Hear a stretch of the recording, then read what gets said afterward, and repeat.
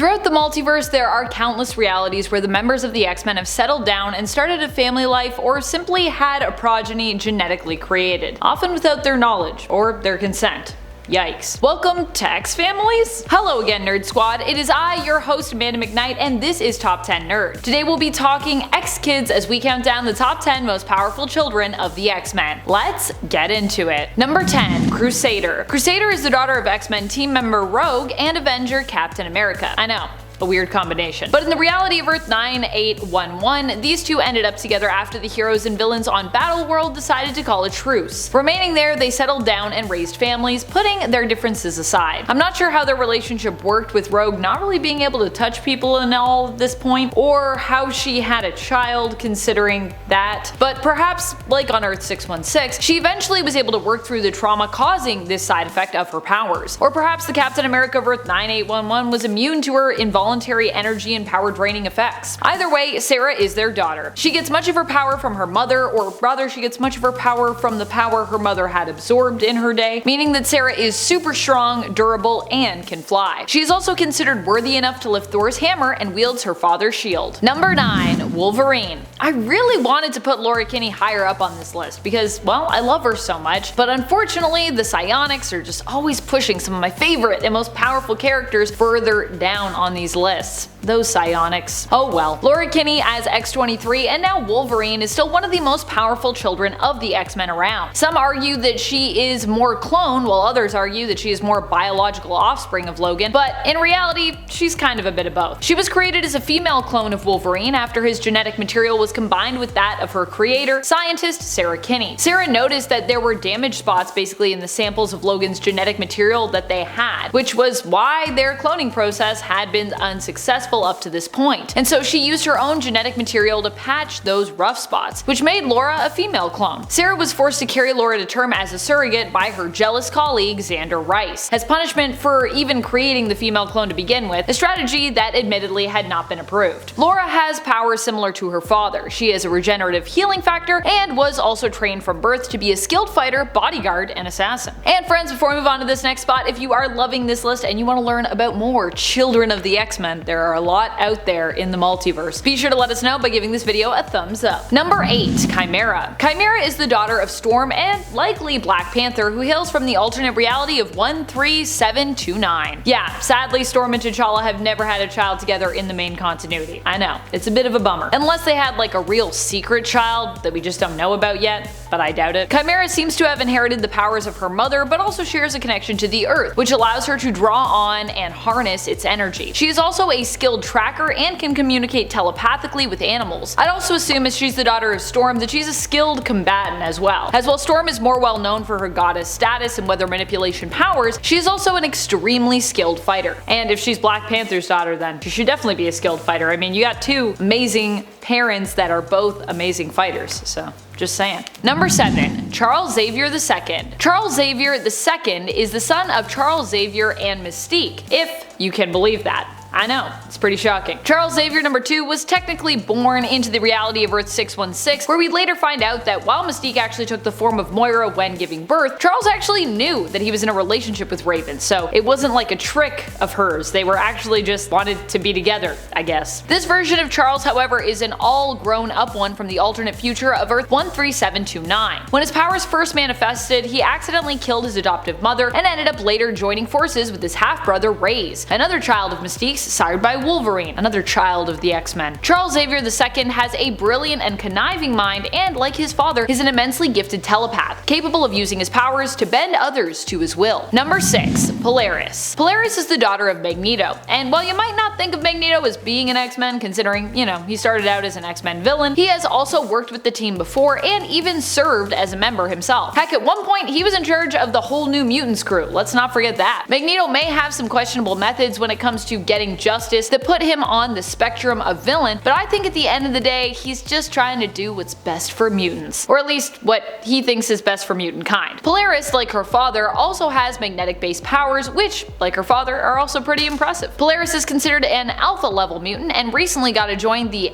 X-Men team herself after being elected to join them in the Krakoan X-Men elections. Psychic elections. Imagine if we could all just vote psychically. That would be awesome. That would be so much easier. You would just like sit down and you'd be like, who do I want to vote for? Done. Number 5. Cable. Cable is the son of Scott Summers, aka Cyclops, non-X member Madeline Pryor, who later becomes the villain known as the Goblin Queen, and another X-Man's, Jean Grey, who kind of becomes like an adoptive mother but who also possesses Madeline's memories of raising baby Christopher. Because comics. Cable is Nathan Christopher Charles Summers, often referred to as just Nathan Summers or really just Cable, although back in the day we did know him as Baby Christopher. Cable as a baby was kidnapped by Apocalypse and infected with the techno-organic virus. This is the only thing that makes him weak-ish, but really he is still amazingly strong as he can even fend off that virus, containing it to one side of his body using his psionic powers. That in and of itself is pretty impressive as the techno-organic virus is generally known for being, well, unstoppable. Even with his psionic powers mainly preoccupied, Cable is still a hard one to beat, as he has so many combatant-based skills that he brings to the table, and he is also an experienced time traveler besides.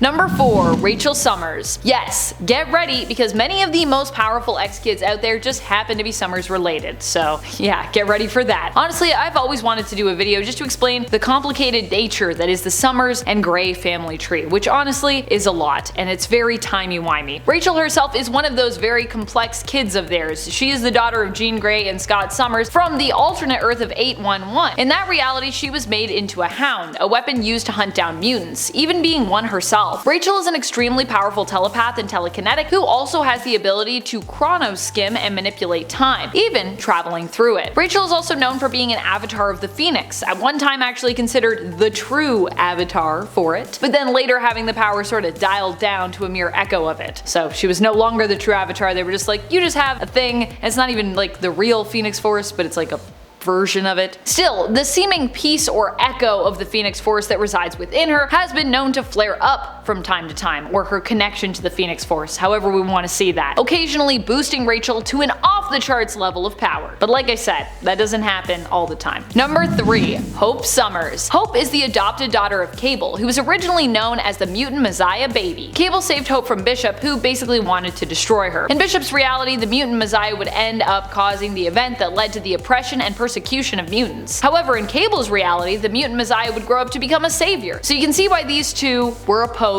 on this topic. For the X-Men of Earth 616, the Mutant Messiah was the first new mutant to have been born since basically M-Day, and so she brought hope to the mutants of the 616 reality. Cable body slided with Hope to another time to raise her in safety. He would end up naming Hope after her adoptive mother, his love who died, Hope, and she got the Summers name from Cable himself. But although she looks a lot like Jean, she actually has no biological relation to the Summers or the Grey families, at least not that we know of. Hope's mutant abilities allow her to copy the powers of anyone within a certain range. Hope also gains access to these powers without struggling at all to use them, receiving them basically at their peak level and with the auto knowledge basically of how to use them. So if you're like, oh, she's gotta like figure it out, no, she's just like instant god mode with those powers basically. Number 2. Scarlet Witch. Wanda is known for being one of the most powerful beings in the Marvel Universe. She has used her powers to completely warp reality the world over, and her chaos magic has pulled off other immensely world-changing feats, such as flipping the alignment of all major heroes and villains in the comics during the events of Axis. Initially, her chaos magic powers were believed to be somewhat mutant in origin. In fact, they were kind of presented initially as like Jinx-like mystical mutant abilities during her first appearances. However, we've since learned that both Wanda and her superpowered brother Pietro, aka Quicksilver, were never really mutants at all, nor were they related to Magneto. However, they still spent a good amount of their life around Magneto, who secretly believed them to be his children, and then another good amount of time thinking that he was their actual father, until it was revealed that this was all due to manipulation by the High Evolutionary. High Evolutionary just coming in and messing pretty much everybody up when it comes to their backstories and origins. Wanda herself has never really gotten along with the X-Men, especially since the events of M-Day, but she is still considered, I think, a part of Magneto's family, and a powerful one at that, regardless of her status as a mutant or a non-mutant. I know there are some people out there that want to be like, it never happened, but like, they still spent a lot of time together thinking that they were family, so I think we can still count it, friends. Also, make Wanda a mutant again. Do it. Make it happen. Give me Wanda and Quicksilver back. Number 1. X-Man. X-Man is Nathaniel Gray, the lab-born child made by combining the genetic materials of both Jean Grey and Cyclops. So basically like Cable, but if he had been made perfectly by villain Mr. Sinister. He actually hails from the alternate reality of AOA, Age of Apocalypse, Earth 295. Here, Sinister created him to use as his own weapon, but of course, Nate being so powerful, managed to escape Sinister and instead ended up being raised by Forge of Earth 295. He is considered one of the most powerful mutants of all time, which would also make him one of the most powerful children of the X-Men out there. Nate can warp reality, resurrect the dead, resurrect himself, travel to alternate Earths and dimensions, and even manipulate the time stream. He's basically the most OP of characters when it comes to the Marvel Universe. And if you've seen artwork of him, you will probably recognize him as someone who looks like Mutant Jesus, which yes, he is god level, so that is the point. Who are your favorite children of the X-Men? Who do you think is the most powerful? Who do you think deserves a spot on our potential part 2? After all, there's a lot of people we didn't talk about here. Let us know your thoughts in the comments below. This has been Top 10 Nerd, and I am your host Amanda McKnight. Till next time, stay nerdy, YouTube.